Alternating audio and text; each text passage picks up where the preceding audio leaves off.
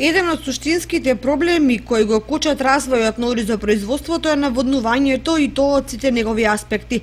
Отворениот модел за дистрибуција на вода за земјоделските површини преку хидросистемот Брегалница е решение од минатиот век и предизвикува редица последици кои негативно се одразуваат врз квалитетот и квантитетот на производството. Најдрастичен е случајот со наводнувањето на оризопроизводствените површини како неголеми потрошувачи на вода. Испуштањето на водата од акумулацијата калиманци се врши од дното на езерото, каде водата е студена преку цела година. Таа преку магистралните канали со недозволено ниска температура стигнува до полињата и се насочува во нивите. Земјоделските стручњаци велат дека растенијата доживуваат вистински шок во услови на летни температури на воздухот од над 30 степени Целзиусови, а на водата од само 10 степени. Студената вода ја забавува вегетацијата, а ги потикнува плевелите како потпорни.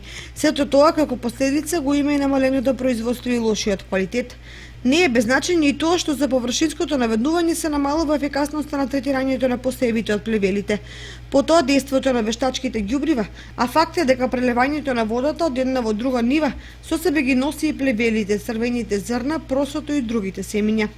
Земјоделците кои своите ниви ги наводнуваат од хидросистемот велат дека од искуство знаат од и првите ниви во кои водата влегува директно од каналетките секогаш доснат со вегетација, а некои остануваат неожнеани. Воведувањето на системот капка по капка во наводнувањето во оризопроизводството може да биде револуционерна мерка која ќе донесе повеќе придобивки. Ке се избегне феноменот студена вода во оризиштата, што ги кочи и поникнувањето и вегетацијата.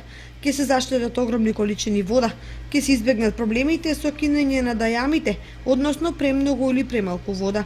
Ке се овозможи соодветно третирање против плевели и прехранување. А сето тоа ќе создаде услови за поголемо и поквалитетно оризопроизводство.